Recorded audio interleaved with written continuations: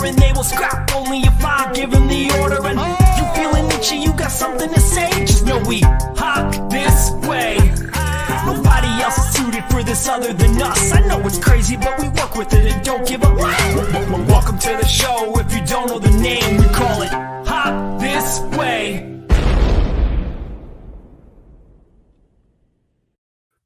Welcome back, all our little warriors out there. Welcome to our song. We have a special Sunday tongue edition of the Hop Sunday This Way show. Fun Day. Hey, it is such a fun day that even Steph couldn't make it out. We got the dogs barking. The dogs are loving it because this is definitely going to be a fun day for Warrior fans. And I think if you're a fan of character actors that are great villains, wow, man, do we got something special for you today. You may, if you're watching this show, you definitely have seen him on Warrior. He plays Mayor Buckley. That might be a spoiler for some, but we have on with us this week.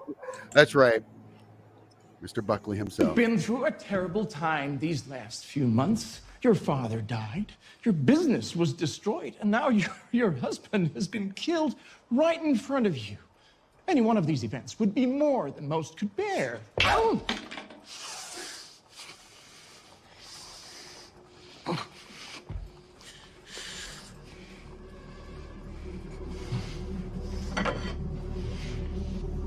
Mr. Buckley, what are you doing?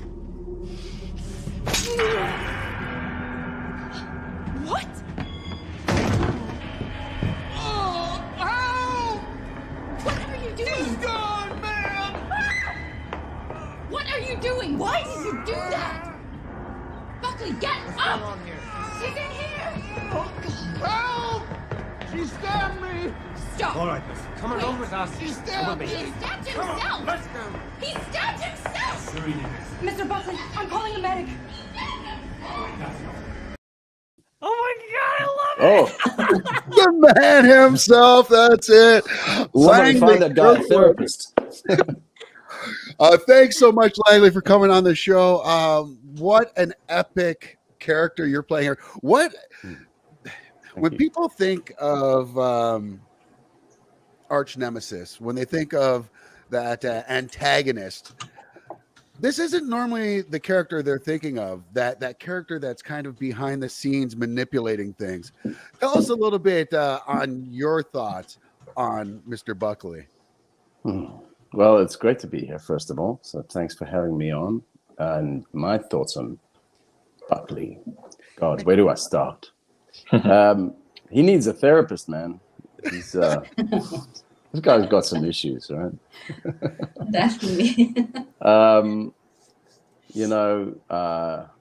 It's so great that we're getting to revisit the show again, and we're getting back to it soon because I've had a lot of time to think about Walter and his psychology in the last couple of years. I think you're going to find when we get back to the show, I think season 3, you're going to find there are going to be so many more layers to all the characters because all of the actors have had, the last 2.5 years really to think about things.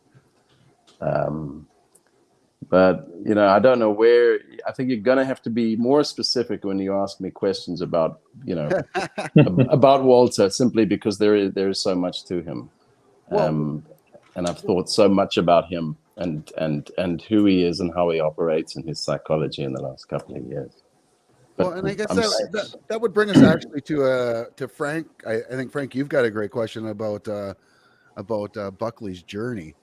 Yeah. Thanks for coming on. It's great to see you on here. It's but I was wondering about, because I was thinking about one specific aspect of your character, just looking through both seasons, and he's always teetering on that edge of losing his cool, it feels like, but he's always got it under wraps, at least when it's in the public eye, right? Like when Leary had the knife in his gut, he held it together until everyone walked away, and then he threw up.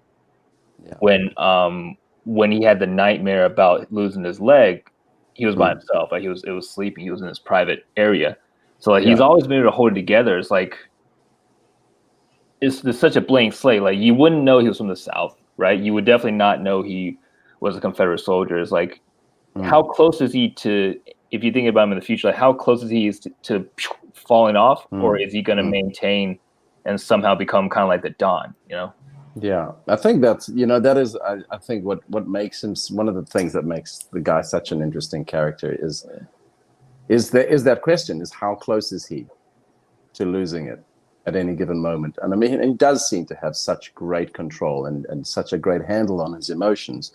And what made it really interesting for me studying, I've played quite a few characters who suffer from PTSD, as does Walter. And there was one of the traits in a lot of people who suffer from PTSD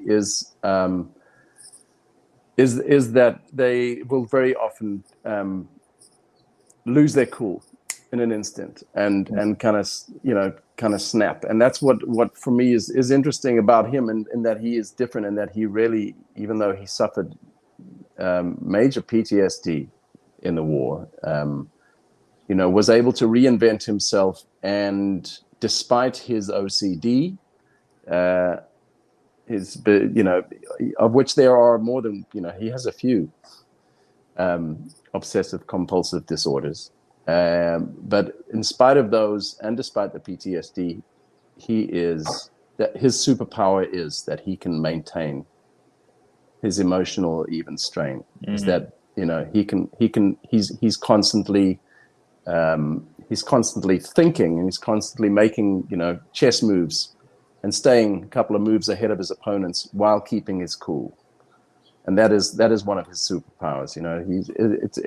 It's important, I think, because all the characters on the show have their strengths, and because Buckley is one of the few characters that we don't see using these, he has to use other weapons, and so I suppose that that is his main weapon is his ability to stay on top of his emotions and not be a reactive person.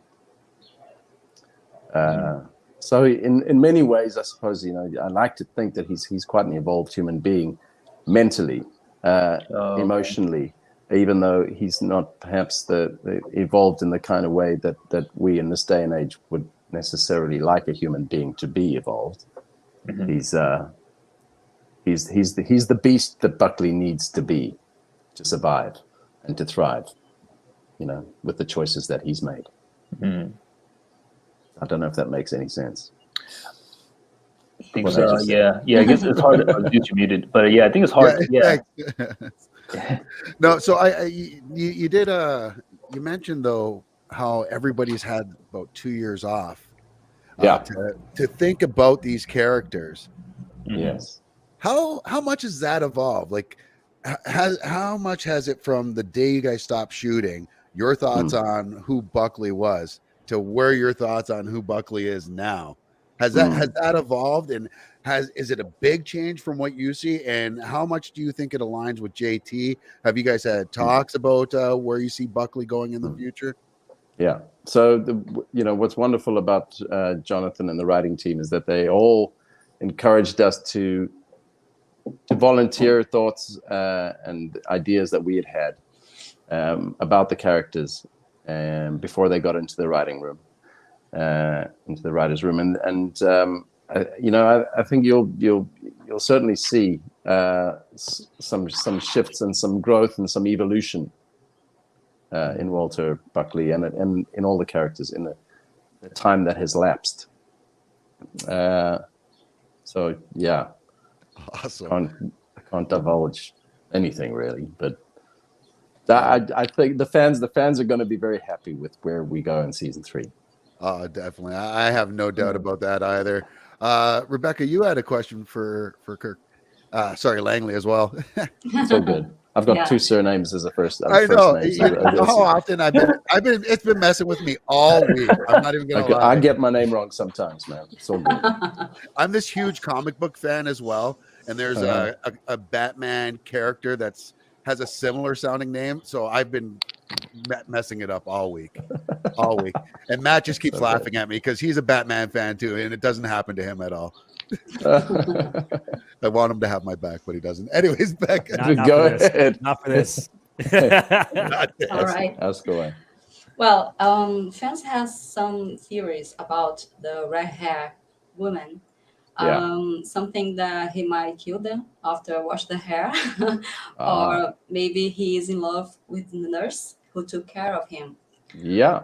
So, what's your theory about it? Well, that's it. I mean, the latter of those two, where you were bang on the money. It's, you know, I suppose he holds in his memory banks and in his head and in his heart this kind of angelic memory of the red-headed nurse who got him through that awful amputation. And and I think if there are any spoilers at this stage, I mean, if people aren't up to speed with the whole of season 1 and 2, then it's their own fault. But with the amputation, basically, she was an angelic figure in his life, and so there is that, and there is more to that, though. It doesn't just end with her. So, and I haven't seen scripts yet for season 3, so I can't tell you whether they've written it in or not. But there was speculation with one writer in particular, about a different red-headed woman who we may or may not discover at some stage. Other than the nurse. So. All right. Foreshadowing there. I'm as interested to see where this goes as you are, because I don't know. But certainly the nurse was definitely a figure. So the cleansing, the washing of the red-headed prostitutes. That scene that we saw in back in season 1 of him bathing the red-headed prostitute. Was it season 1 or was it season 2? Season 2. No, that was season 2. That was season 2. That was actually, the washing of her hair was. I don't know if you remember, but in the amputation scene, there was actually a close-up of the nurse, and when the surgeon was sawing off Buckley's leg, there was a big, good splash of blood in her hair. Oh, and that image. So maybe watch that episode again to see that. But that moment was definitely seared in his memory banks, and I suppose it is very much like, Lady Macbeth in Macbeth, trying to wash the damn spot, trying to wash the blood out. It's kind of, he's revisiting that and constantly just wanting to erase the blood, get rid of the blood, cleanse the blood out of her hair. The human side of Buckley. Yeah, I mean, as warped and as crazy and as messed up as it is, he's I suppose that's in his way. Everyone has their own form of intimacy. Right. We have a question here from Mike Baker. Mike Baker asks, as an actor, how were you able to craft such a despicable human? Did you craft a backstory for Buckley? How were you able to create realistic emotion and behavior for such a racist character who portrayed slavery and Chinese exclusion? Yeah. Supported, I should say. Yeah. So I mean, it is. I guess it is one of the things that people do ask me a lot is that I'm such a mild mannered, and I'm not a dark guy. I'm not overly unpolite or rude to people. I'm quite a friendly person. So people do ask me quite a lot why I always tend to play such dark and evil characters. And the simple answer, I suppose, and Buckley is like this. I enjoy it. It's fun. It's fun getting to explore the darker side of one's psyche and of human nature, with the safety net of knowing that it's at the end of the day, I can go home and I can wash the makeup and the costume off, and I'm Langley again. Right. So that is I suppose one element of it. It is a lot more fun playing dark characters. but that aside, in terms of relating to Buckley and finding the parts of me that I can, identify and that I can find in him, that is ultimately part of the actor's journey as well, is to find elements and parts of the most twisted, darkest characters that we can relate to, because it is all part of the human story. And what we've always got to remember as actors is that we are portraying humans, and so you've got to find the parts of their humanity that are beautiful and the parts that are despicable. And that's what I love about Warrior as a show, is that it really, all the characters, the full gambit of their qualities are on display, and there are no clear-cut good guys and bad guys. They are, there's a bunch of human beings put in, just really interesting, into a really interesting context and time in history, in terms of, being able to really dive into this and play, find the racist elements of him. It's very easy as a white South African to say that I know and have, friends and family members, have had family members and friends over the years who are racist, and sometimes deeply so. And there's that within the contradiction that I grew up loving a lot of these people, or knowing them well, and thinking and being able to see that they weren't purely bad people because of racist tendencies. I guess this is part of our struggle right now, and where we are as a human family, and needing to overcome the challenges that we're faced in terms of discrimination in all its forms, and bigotry in all its forms. Is that it's so easy always to fall into a reactive mode and just label people who are different, and label people as wrong. And so my struggle as Langley, and I suppose one of the challenges for me in recent years, has been to try and listen to people, and try and see them and hear them, and not just go, you're a fucking racist, or you're a fucking sexist, or you're homophobic. I don't think we can have truly meaningful conversations with people and change people's minds if we just polarize each other all the time. And if we do listen and actually engage with people and give them a shot at redemption, then sometimes, occasionally, they can redeem themselves. I'm not saying that Buckley's going to redeem himself. I'm just, talking about the bigger picture here. No, sorry, Langley. I go off on a tangent again. Sorry. It's funny about the brain fog from the COVID. The one thing about with Buckley, though, it does seem, and I don't know that I'd be quick to label him as a racist. I'd be quick to label him as an opportunist and someone who's looking to kind of just get himself ahead. And it doesn't matter who he steps on. He doesn't care what your skin color is, it seems, because he works with Vilain. Well, you see, this is the great thing about the show, is that it's the characters are evolving, and they do evolve. And I'm not going to say he is X, Y, or Z, right? But I mean, people show certain tendencies at certain stages in their lives, and they change and can evolve.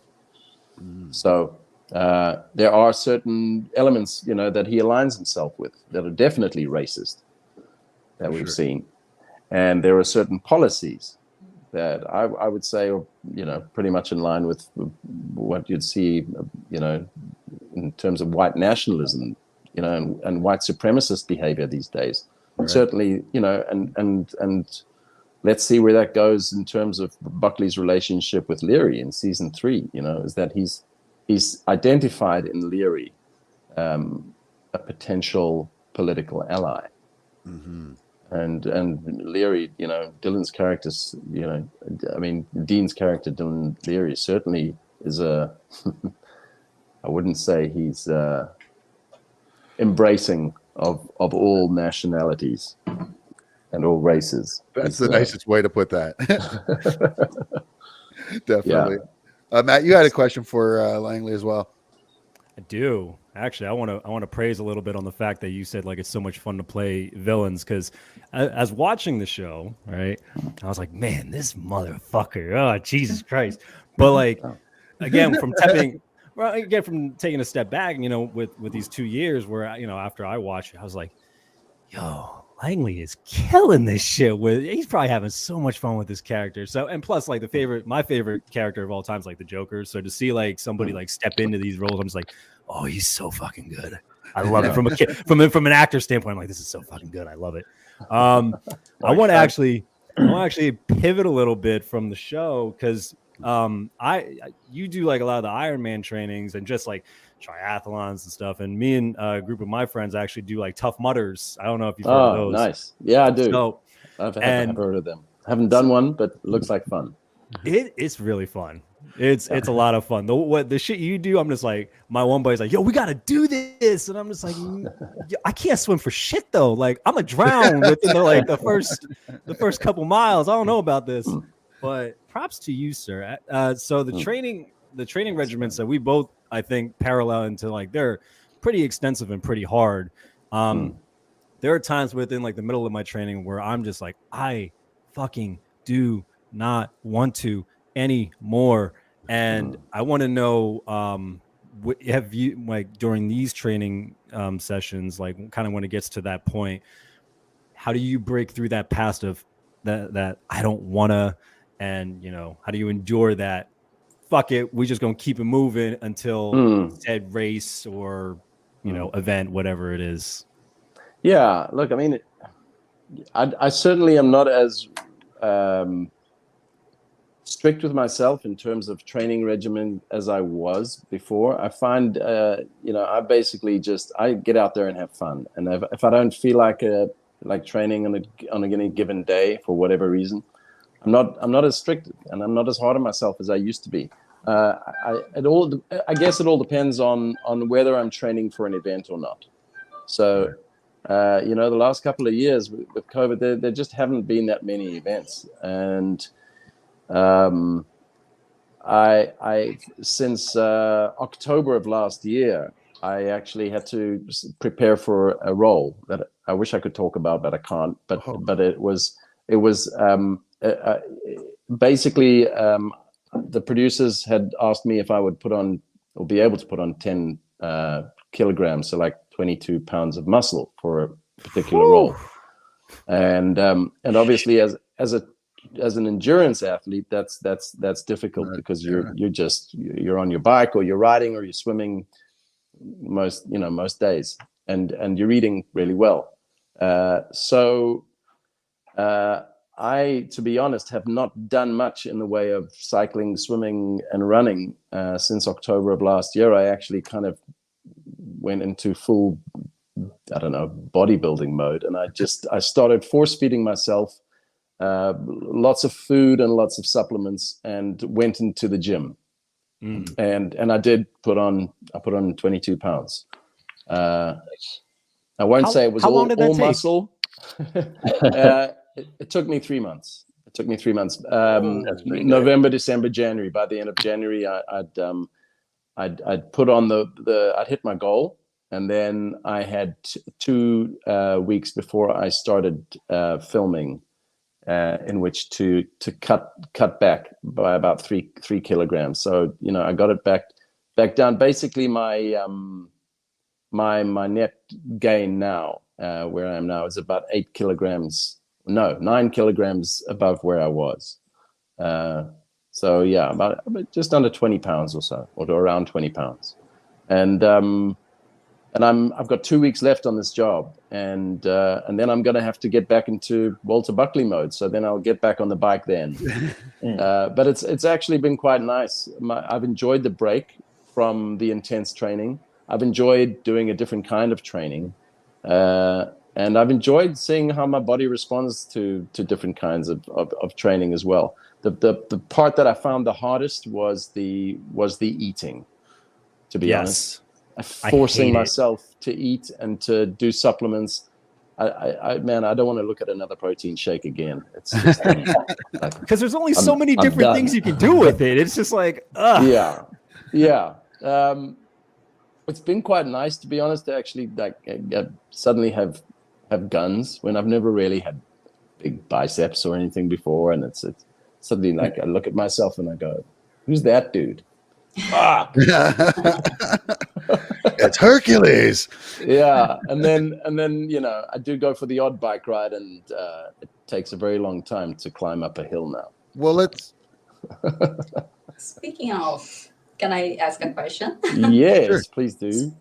Yeah, I know you try to become vegan, and the other day you posted on Twitter, so I guess it's okay for you to talk about it, that you quit alcohol. So I was wondering if it's related to health or spiritual side or...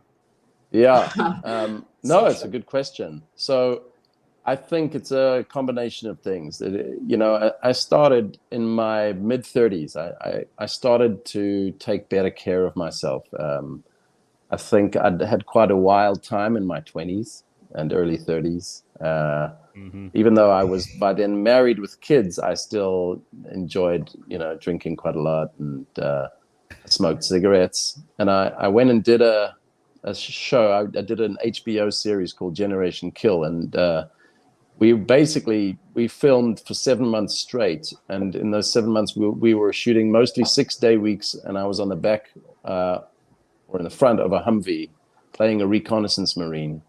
And we had a lot of downtime, and in that downtime, we'd always light up a cigarette, and we'd be, because we were out of town for the entire shoot. We became really tight with each other, the castmates, and most nights after work we'd have a poker game where there'd be a few beers and cigarettes. And by the end of that shoot, I just knew I was done with cigarettes, and I wanted to get healthy, and I wanted to be fit, and that was kind of when I got into endurance sport, and I quit smoking. Oh, look at that. We're quick here. You guys We try to be quick. We try to be quick. There's a reason why you were solo so long. No. But yeah, I mean, I think that's where it all started, my kind of journey towards looking after myself, taking better care of myself. And I mean, I stress that whenever I speak to young actors now. I just say, man, please don't. There used to be this kind of glorification of living the wild life for actors, and I just remember how actors like Peter O'Toole and Richard Harris and kind of guys like that were kind of glorified and deified because of how tough they were and how crazy they were, and how they would arrive to set in the morning still drunk from the night before, and there would be this kind of reverence about it. And I think about it now, and if an actor were to arrive on set wasted now, I would be so pissed off. Yeah. And the truth is that almost every actor on the planet would be. And I think that's how it's changed. So whenever I do speak to actors now, young actors, and I see that they're not looking after themselves, I just say, listen, man, you want to be in this for the rest of your life. You want to be working until you're 100, if you can. And your best shot of doing that is by looking after yourself. So just stay fit, stay healthy, eat right, try and drink, do everything in moderation, and please, God, don't smoke cigarettes. Yes, please, I agree. As a fellow, are you? She said you tried to become a vegan. Are you vegan or? So I lived in LA for like 3 years. And, you had to be. Oh, so that was mandatory. I had lots of friends who were, I'm certainly into animal rights, and I do. There's a part of me that wishes I could live without meat, and I do try to eat less meat, and I try to eat good healthy meat. And the beef that I eat is grass fed, and I try and eat organic grass fed beef, and the same goes for lamb and any kind of sentient being that I eat. And it's something that I'm conflicted by. I know that there's a part of me that knows that if we want to be more evolved as human beings, we should stop eating animals. I'm not there yet. It's a struggle. I did manage a month of veganism when I lived in LA, And I came back to South Africa, and I had some lamb chops put in front of me, and that was Lamb it. That. Yeah, that was it. And Blame me. Lamb's awesome. Lamley. Well, Yeah. I'd be remiss if I waited too long. We have joining us as well our other co-host, the Asian hip hop hippie herself, Miss Stephanie Young Pratt. Welcome to the show. Thank you. Up early Well, thank on you for the that. West Coast over there, Pacific Coast. Yes, I'm reporting from Hawaii. So thank you so much. And sorry for the delay. This is very exciting. So, catch me up to speed a little bit. I know I missed a little bit, but, the Buckley talk. Ooh. Right. Rebecca had actually just asked me, and I'd still not got around to answering properly about my drinking. I stopped drinking alcohol about 2.5 years ago, and she asked, the motivations behind that, whether they were health-driven, health-related, which they definitely were. So that's a part of it. Rebecca is taking better care of myself. The honest truth is that I think everyone has a quota of alcohol that they should drink over a lifetime, and I crammed mine into the first 45 years. So. Brett's looking at you, right? Okay. Waiting for you to train. See you in June. Yeah, man. We're so blessed and lucky to have Brett. He's a god of stunt coordination. Oh my Lord! Don't even. He is so good, and we're so excited that we're getting him back. I mean, yeah, he's definitely. You guys have got this show. It amazes me. The amount of talent that surrounds this show, from acting to production to writing to Brett freaking Chan. We're talking Last Samurai, Brett Chan. Yeah. We're talking oh my God, the list can go on. He's got the new Halo series coming out as well. I mean, Brett is on another planet. And you've got JT, you've got yourself. This is your second time working with JT as well. That's where. And with whom? Someone mentioned it to me the other day. And with Lonnie Pennerstair. Yeah. Oh, yeah. See, when someone mentioned to me that you were on Banshee, I was like, wait, the whole reason why I even watched Warrior in the first place was I heard it was a JT show and Hoon was going to be on it. And I was like, what? And I went back and watched season 3. Yeah. Talk to me about, well, let's all just see. I'm going to get chills. Let me get to it. What's going on, Colonel? Everything okay? Look, Sheriff, I can only imagine how boring and insignificant your life must be, but honestly, I don't give two shits. If you don't have a reason to be here, then get the fuck off my base! I got 6 million reasons.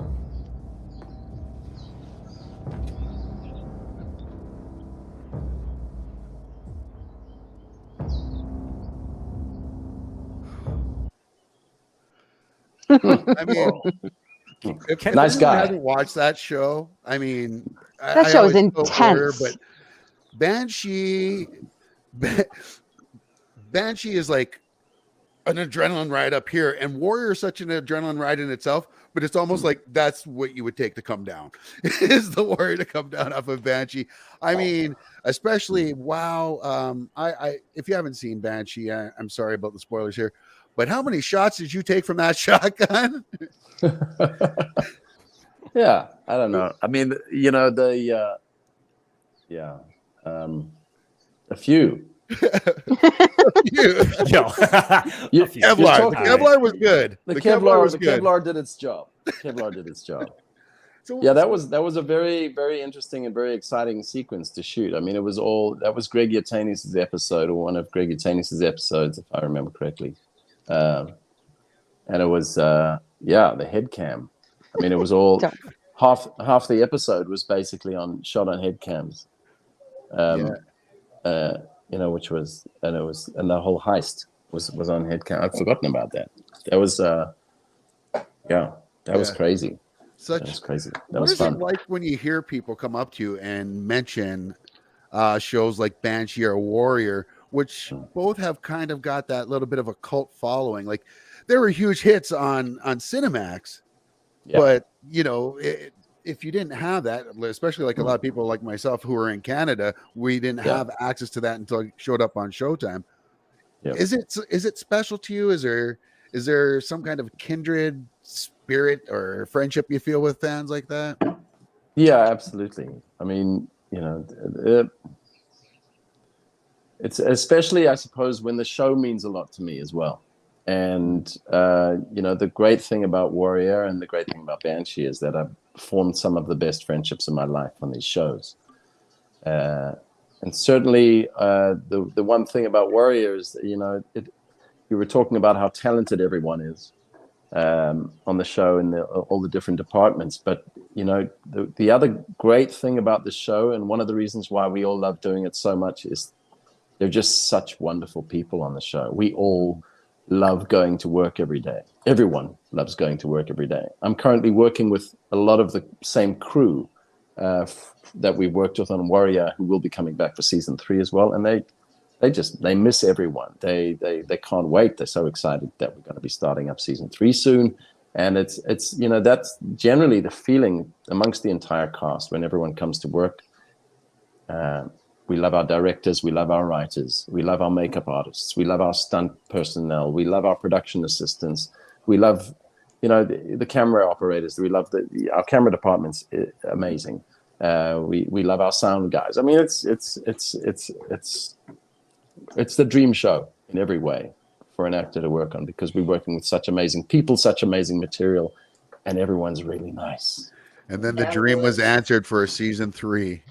Yeah, man. That's one of my questions, that you have a long list of projects that you have been involved in, projects with many star casts like Samuel L. Jackson, Jodie Foster, Juliette Binoche. Even you have a fight scene with Patrick Swayze in a TV series. You watched that? Wow. Yeah. But, I think you probably have the longest credits. I'm sorry, I forgot. But it's really Warrior the coolest cast, the coolest colleagues. Without a doubt, this is my dream job. Woohoo! If I could do this show, for the rest of my life and not do another job, I'd be happy. Oh. Wow. Honestly, I mean, 10 seasons. Yeah. So Jason said this. You said it. I think Yes, it's official. please. Everybody has said this has been their Hello, dream. HBO. All right, then. Listen, if it's going 10 seasons, how are we getting Rich back? I'm just saying. We're going to go Twin back in. Oh my God! We kept saying that we're going to have it come back in through Perry, but what if we have somehow Buckley brings in Bolo's twin as his enforcer? Ooh. Yeah, everyone needs an enforcer. I'm just saying, including Buckley. He definitely will. That's so fun. Sean Jarvis says you can see the genuine love between cast and crew, and it makes the show so much more. It really does. It's such a great show. Frank, you had another question as well. It's also just like Langley, what you were saying just now about the passion of the cast and the crew. It seems like all the folks we've been able to see and talk to, that passion does seem to kind of echo what some of the other folks were saying here. It's like it kind of shines through in the acting, right? It kind of shines through everything about the show. It's like, I guess that's why we get drawn in so much, because indirectly we're getting it from you guys, right? And that's kind of like, and we always talk about how there's no throwaway characters. There's no character that doesn't have something else to them that we're not quite seeing. And I remember when Rich was on with us, he was talking about how for Bolo, even though Bolo was a limited character in terms of his number of appearances, he imagined a backstory for him. And I guess like, I'm trying to figure out how to like package this question together, because I want to ask you a couple of things. So far, your character hasn't had to get his hands directly dirty, right? The closest he came was when he hit himself with the scissors in front of Penny, right? So paper knife, but paper knife, but so what do you think is your character's backstory that could potentially get him to do something to actually get his hands dirty? Because so far he's been successful in avoiding it as a politician. What if he can't? And like, what in his backstory do you think might dictate how he reacts in those situations. Okay, well, just bear in mind that this is all just conjecture, and I have no inside information as to what the writers have in store for season 3. But I'll just put out there that he was a soldier, albeit for the Confederacy, but he was involved in the war, and a lot of those Southern boys could fight. So there's certainly something in terms of the physicality that he could bring at some stage that we're not aware of. And then there was also, I suppose, in season 1, the writers did set something up there for, I suppose, Buckley to. I'm trying to think of the line that it was basically the scene with me and Dylan Leary up when he gets me up against the carriage, and I think the words were, "Trust me, Mr. Buckley, you don't know men like me." Oh yeah. Or you've never met men like me. Yeah. And that was true. I mean, yeah, and I think that gives a hint as to the possibility that Buckley, there is a lot more to him that we just haven't seen yet, and that don't write this guy off because he has a disability. He can still look after himself, and he's a survivor. And sometimes survivors have to fight dirty, but they survive. That Kane's multi-purpose, huh? That it is. I've always thought, yes, this is the season where the writers are going to say Buckley draws his story. Yes. That would be nuts. It's got a single shot bullet in it. Single shot bullet, or it's a katana blade, and she's straight out of, what is that, Dr. No? That would be ill. I like it. Steph, you had a question as well. Actually, two parts. One is actually related to the question of alcohol, because you don't drink anymore. What, and this is the comical part that I'm thinking about, because of mostly Asian cast. When people are hanging out, how many people had the Asian glow?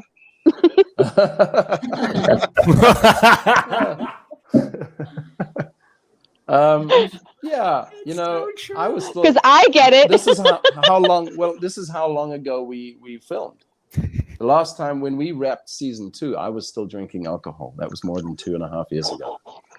Wow. So I can't speak for everyone else, but I certainly had a bit of a glow. Hey. Yeah, I mean, there are a few members of the cast who don't drink. Some simply because they're just really healthy people and have chosen not to. I mean, I love wine. I really miss it in many ways. I just know that I was developing what I consider an unhealthy relationship with it. So I was fortunate enough to identify that, and I just made a choice that I'm so happy I did make in stopping.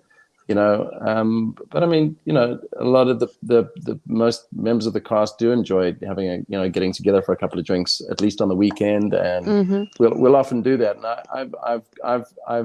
I'm now an expert on zero alcohol beer, and I've actually managed to find a few zero alcohol wines that I'll even drink just to keep my girlfriend company in the evening, so I don't feel like I'm missing out. Right. And, Nice. But yeah, we definitely enjoy.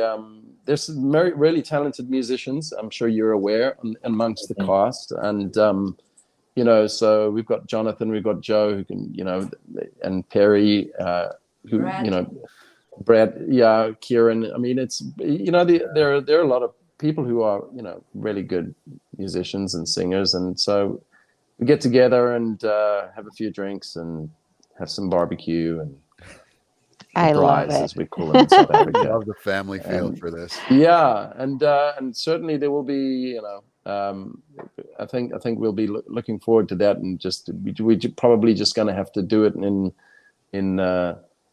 slightly different conditions in season 3. I think we'll probably find that COVID's going to be a part of our life for a while, and certainly being on set here at the moment on a different show, I can tell you that there are strict and careful COVID protocols being adhered to on sets here. So I imagine that'll be part of our life in shooting season 3.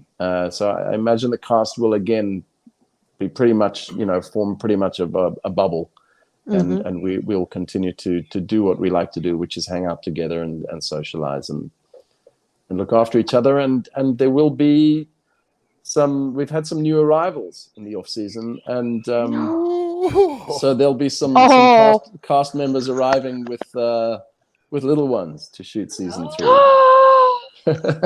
Oh wow! I'm not one of them. Mine are done. Now, has there been any announcements yet? Like, have you been privy? Like, is there anything that's been made aware to the public about any of these new cast hirings? You see, I wasn't talking about those kind of cast arrivals. just babies. I was talking about little ones, little. Where's the frame? Oh, There, little ones. Mini me's. My bad. So my bad. a few of our cast members have procreated in the off season. Yeah, they put cameras down for That's true. That's true. All right. Well, I think so the serious. But I do know that there will be some new cast members appearing, some new characters, and I'm not going to say anything else.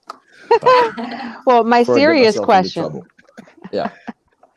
was more about, I mean, I'm the one who, usually rants about representation. So, it's what's really interesting for me is watching the role uncover a lot of the history. So how did that feel for you to really be, representing all the politicking behind the history of what's happened in the US? How did that feel? I mean, when you were you're obviously, it's the script, you're learning it, I mean, you're involved, you're in the character. How did that feel playing that role and being a part of that part of history as far as the politics?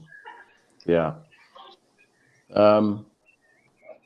I guess, mixed feelings in the sense that I have a very clear idea on where I stand politically, and it's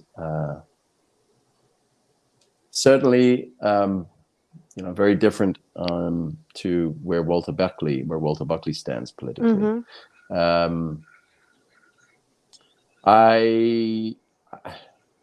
When I lived in the States, I did get very caught up and very involved and was quite vocal in terms of the politics there. I had moved to the US with certain expectations. I had arrived in the midst of, or the beginning of the second Obama administration. And, I literally got my green card in my hand a couple of weeks before Trump was voted in. And, I guess, look, I won't say that was the only reason, but it was certainly one of the driving factors in me moving back to South Africa. I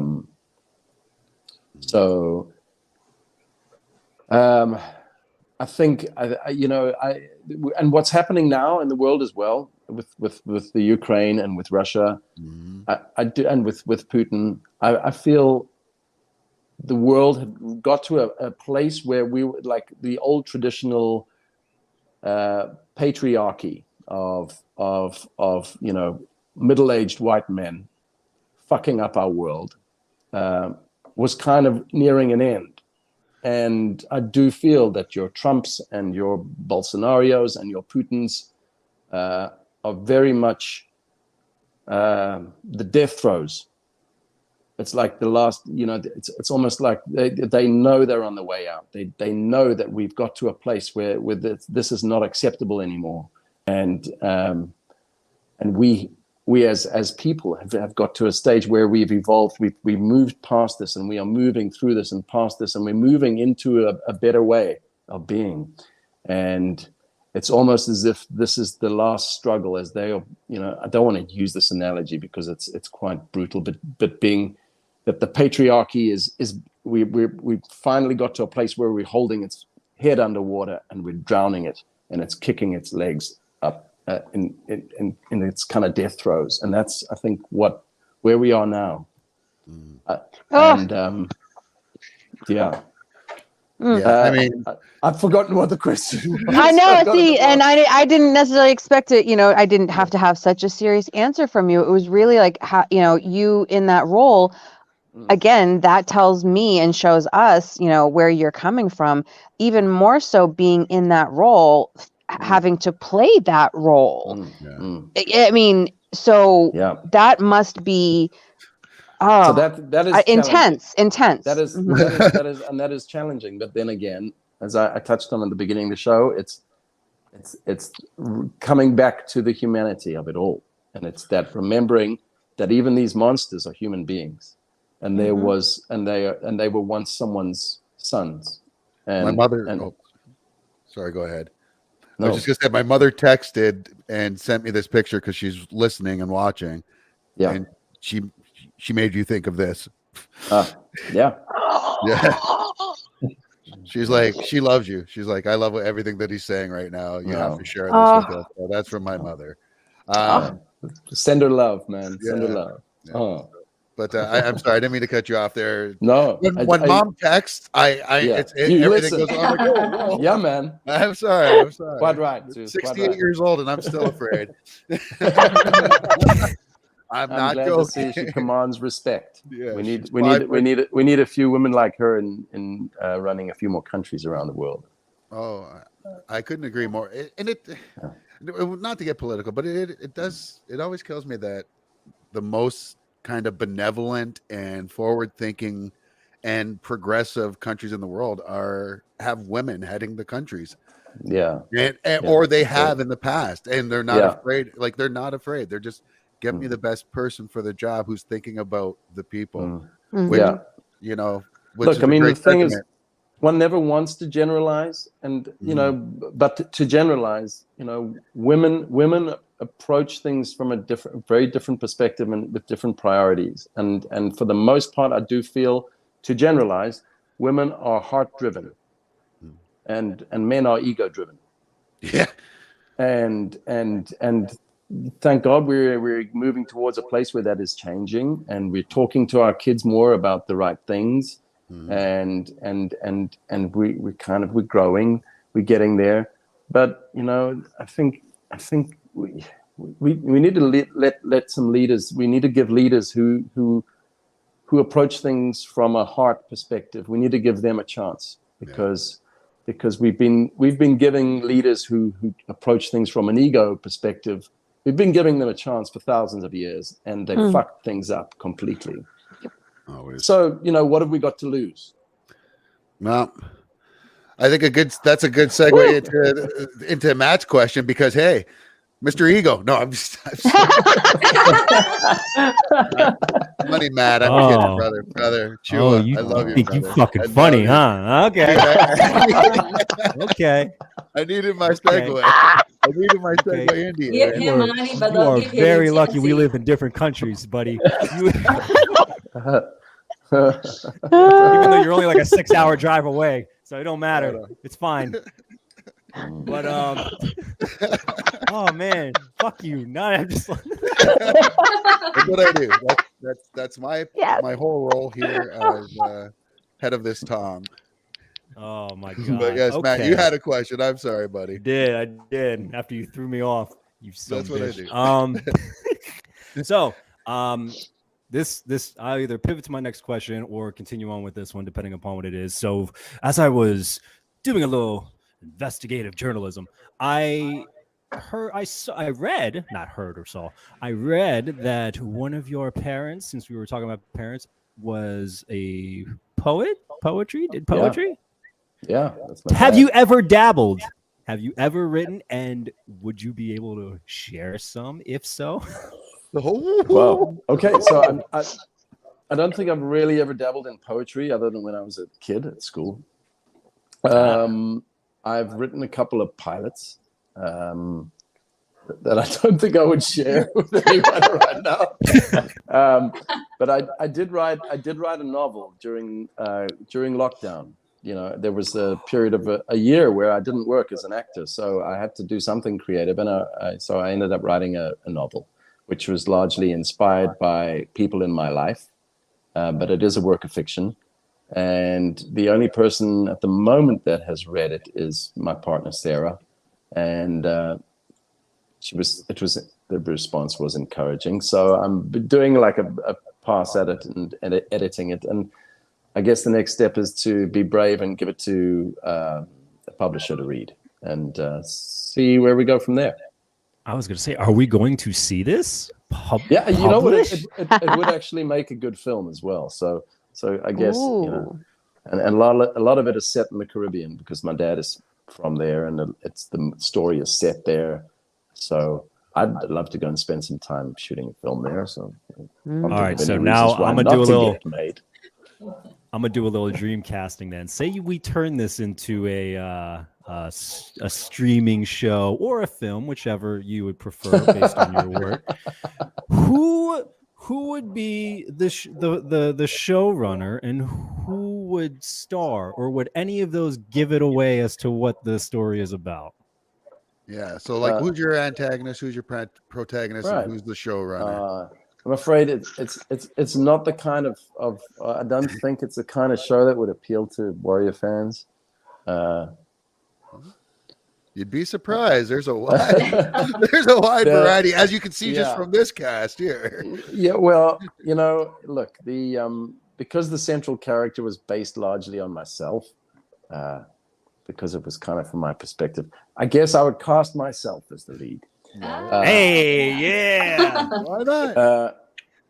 Yeah. Then I'd have to come up with someone to play my dad, and I'd have to come up with someone to play my daughter, and I'd have to come up with someone to play my lover, and then various family members and people on the island of St. Vincent in the Caribbean, which is where it's set. So, God, I don't know, man. I haven't even thought about that far. Let me get the book published first. Let's take it from there.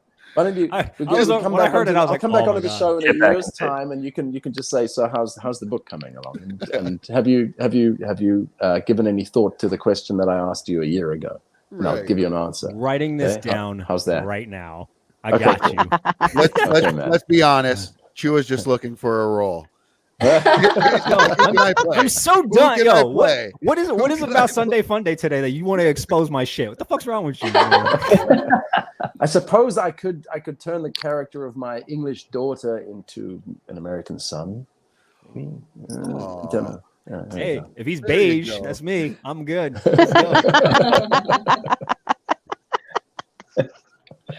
Oh, that's great. Now, Rebecca, did you have another question?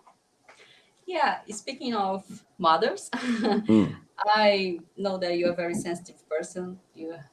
We have spoke about it just now, and your father is a poet, art teacher, and I wanted to know about your mother, how she influenced you in your personality. Yeah, massively. Is the answer. So my dad, who was a lovely guy and was a very talented poet and then publisher and English lecturer, bless his soul, was not a great, he didn't do a great job as a dad, first time around. And he left when I was quite young. So he basically exited the picture when I was 12. To pop up periodically through various stages in my life, and I'm glad to announce that he is still in my life, and he's still around. And he's a great guy, and I have a great relationship with him. It's just not it wasn't maybe the relationship I wanted to have with him when I was growing up. So my mother was a single mom and had 3 sons who she got through school and university single-handedly. And she did it all in terms of she got very little as financial assistance. So she did that almost single-handedly.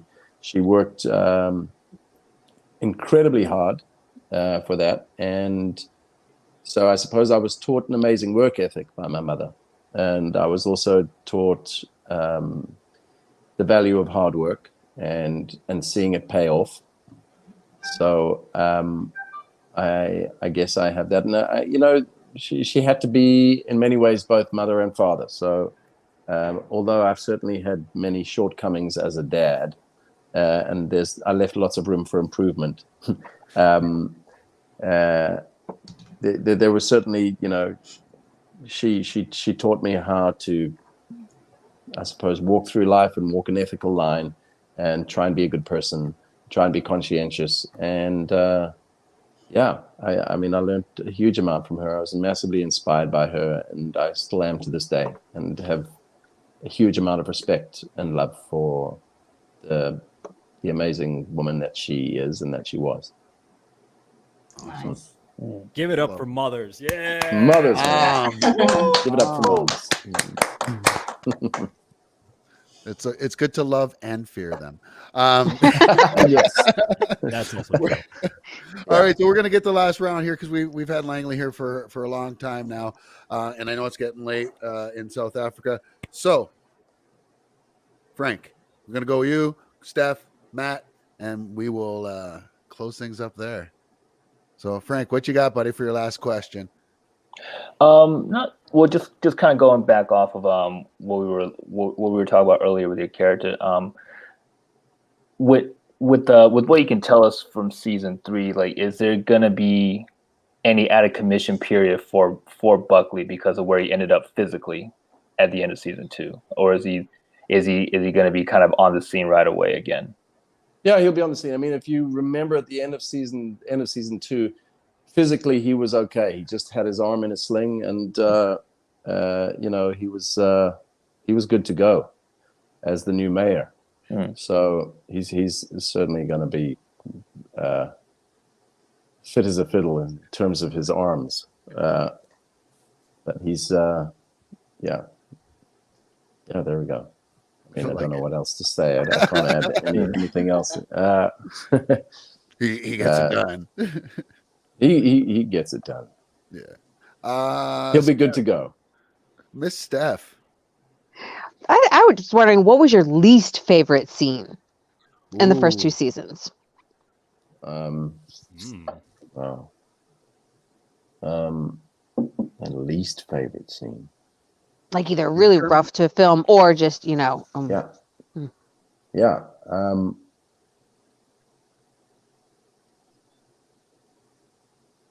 I honestly, no. They're all fabulous. I don't have. They are. I mean, there's no part of this warrior experience that I have not enjoyed. I'm just trying to think if there was anything that was, physically unpleasant or challenging in a way that made my life really uncomfortable. But I mean, I suppose the only scenes that are in any way difficult physically are the scenes where there is a lot of walking. Because I do wear a really restrictive brace on my leg in 2 different parts. So we have we try and we basically took a genuine 19th century prosthetic limb, and the brace part of that, which is a kind of steel. What are the words? Those hinges.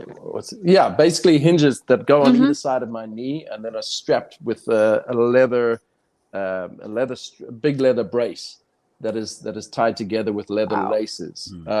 I wear that every time I shoot underneath my pants, and then on my ankle I have a carbon fiber ankle brace that restricts the movement of my ankle so that my foot will move in the same way that the old wooden prosthetic limb would move. It restricts my freedom of movement so that, I'm not having to fake a limp. I'm really walking with one because my movement is so restricted, and it's as close as we could get that restriction to him, Buckley, actually wearing, having a proper, genuine prosthetic wooden limb.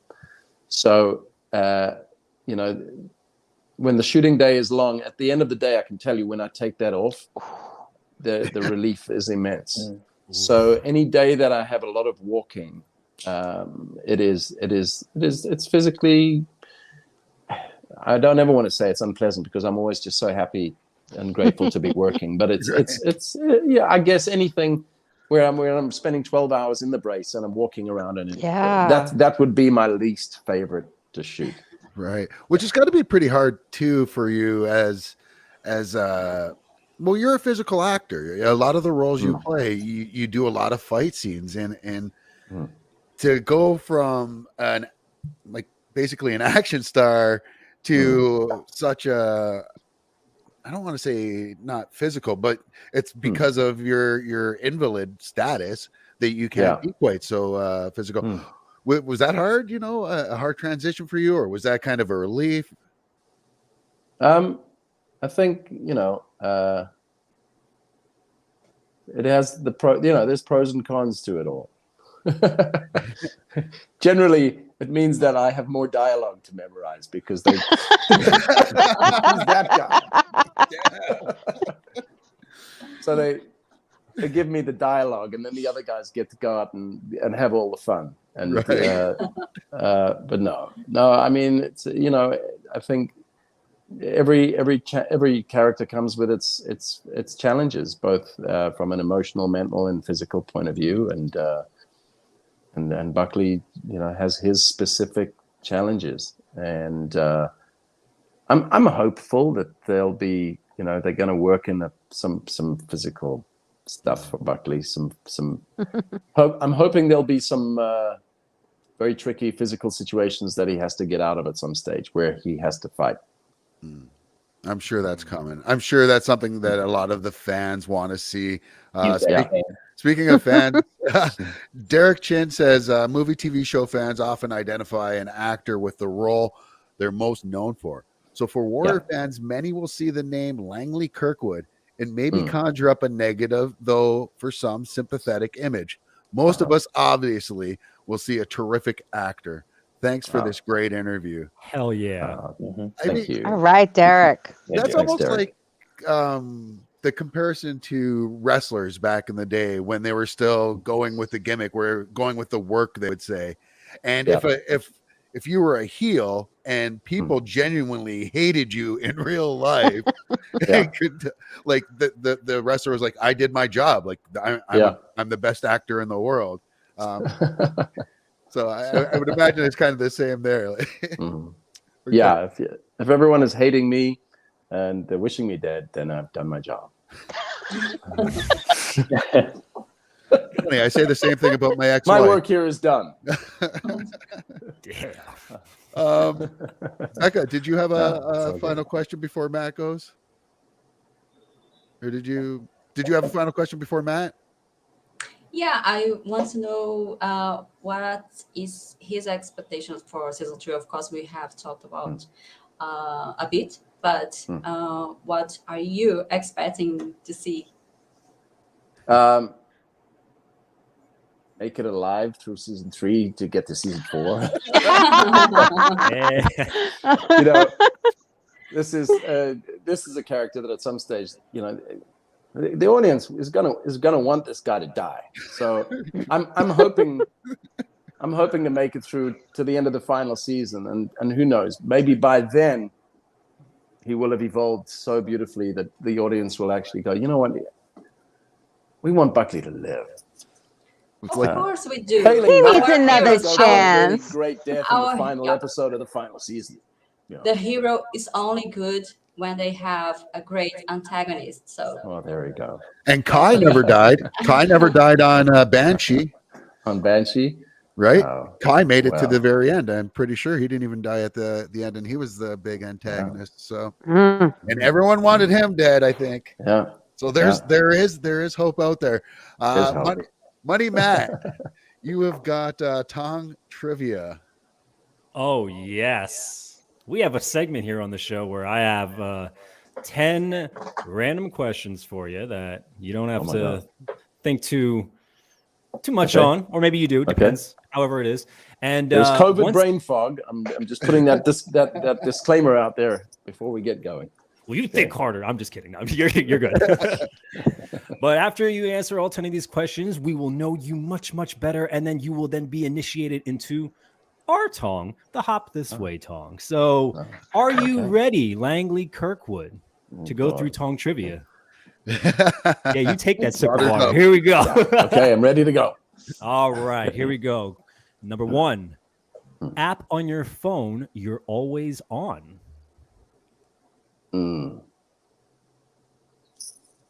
Yeah. Instagram, probably. My kids only communicate with me on Instagram these days, so that's my excuse, and I'm sticking with it. It's always the DMs. It's like, hey, Dad. Okay. Question number 2. Superpower you would want to have, and would you use it as a hero or a villain? Ooh. I like that. Telepathic powers, being able to read people's minds, and definitely as a hero. Yeah, I like this. Question number 3, your favorite childhood memory. Wow. God.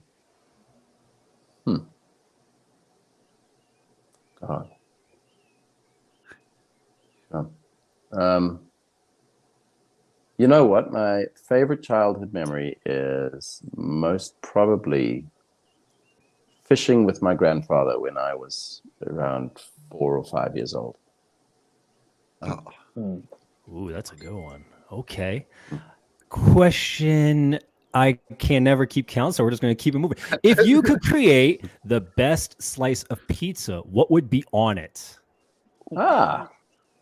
So I do have an amazing slice of pizza. It is my favorite, and it really is quite simple. It's I don't know. On the West Coast, there is a pizza chain called Z Pizza. And I don't know I know that there were some at various other places around the US at one stage. I don't know if they still are, but Z Pizza made just the most amazing Napolitana pizza. And it was literally just the most amazing, simple base with fresh tomato slices and mozzarella and fresh basil. And honestly, that straight out of the pizza oven was, that was my favorite. That was that simple. Z Pizza. You said it's on the West Coast? It is. It's down in Laguna Beach. And I think there's a couple in LA as well. All right, I'm still waiting for there to be a proper vegan pizza. Like they've mastered a lot of things. They just can't master melting cheese quite yet. Melting the cheese, the cashew kind of cheese. Yeah. Right. Yeah. They'll get there. It's getting there. It's getting there. Can't be good old pizza though, the real one. Here we go. Next question. Name your biggest pet peeve.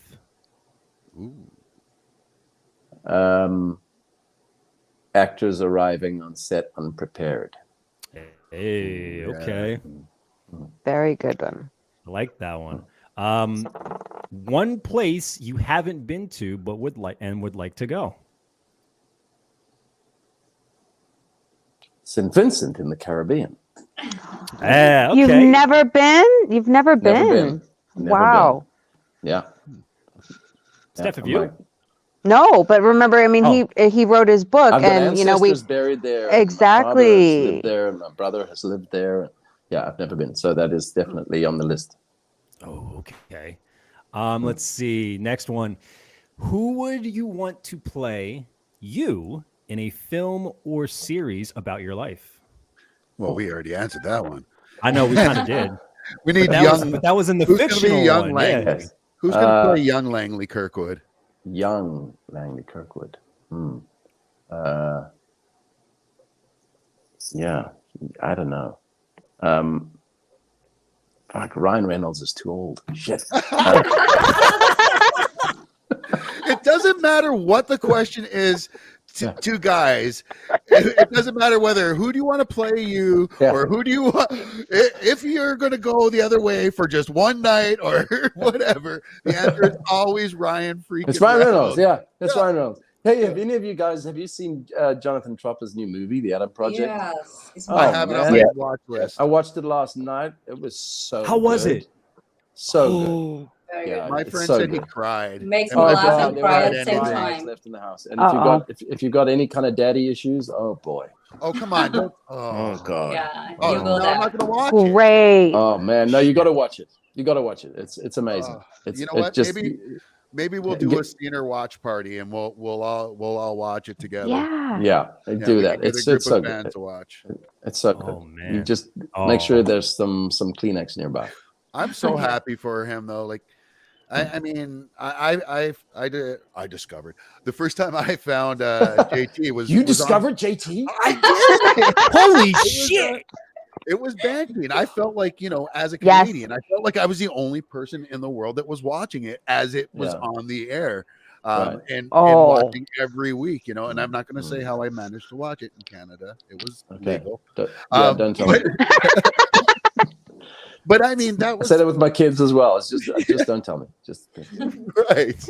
But I always say I took from watching that show JT's character writing and the depth in his character right up there with Aaron Sorkin. Yeah. I think he's honestly He's one phenomenal. of the top 3 writers in the world, and yeah. we saw that when he took over on C. We see it on Banshee. We see it here on Warrior, and now the Adam Project. I mean, And he's Justin funny. Lin found him.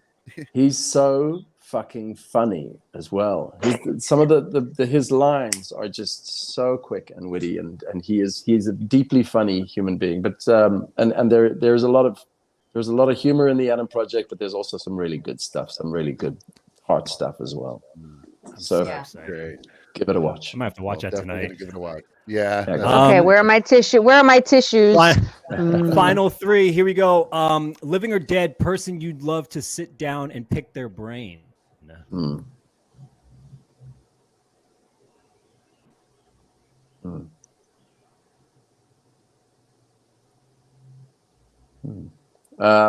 Wow. Yeah. There's so many people. Nelson Mandela. Oh wow. Yeah. Oh. I like. Good choice.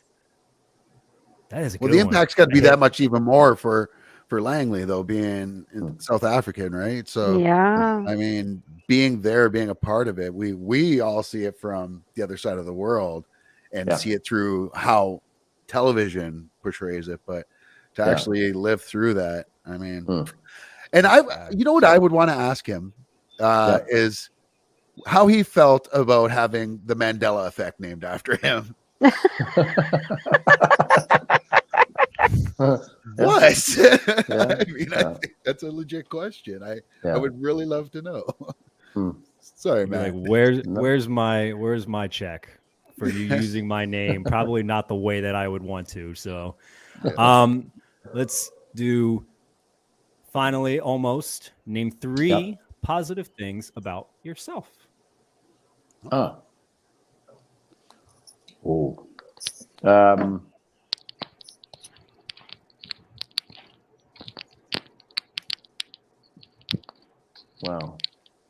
Okay. 3 positive things about myself. I try to be the best dad that I can be every day. I try to be the best human I can be every day. And I don't beat myself up when I fail. At all. Wow. Things. Wow. Very nice. I'm applauding that, and I'm not even done yet. Wow, that was good. I like that. That was really good. And finally, because we got to end on a silly ass note, if you had a theme song every single time you walked into a room, what song would play?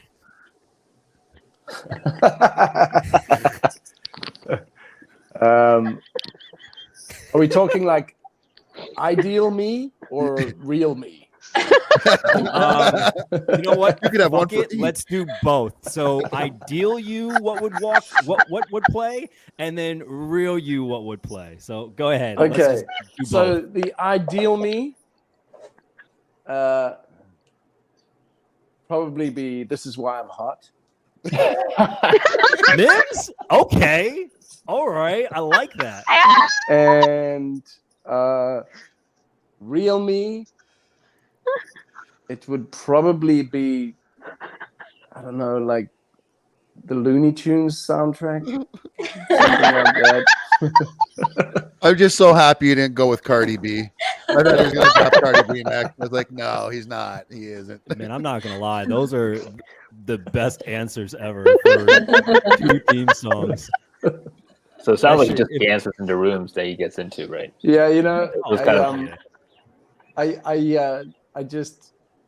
I had a friend and a colleague who will remain nameless, but he threw himself a big birthday party on a shoot when we were away, out of town on location, and he walked into his own birthday party and he threw a big party for us. And he walked in to "This Is Why I'm Hot," and I just thought, man, that's so cool. This is why I'm hot. So now here's the trick: is you write that into your story. That is now part of your movie.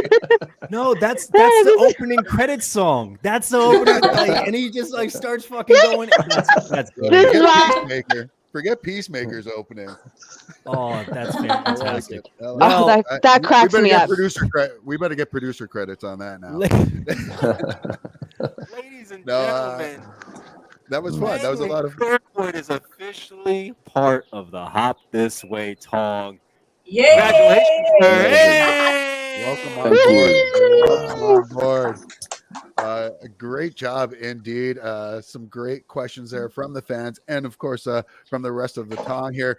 Do you have anything to say as the newest member of the Tong? Hey, man, just stay safe and stay positive and look after yourself. And thanks for having me on. It was great fun. It's been an absolute pleasure. Thank you. All of us here at the Hop This Way show, and from, of course, Mr. Langley Kirkwood, one of the baddest mofos on Warrior and one of the nicest people on the planet. Thanks so much for watching, and we'll see you all next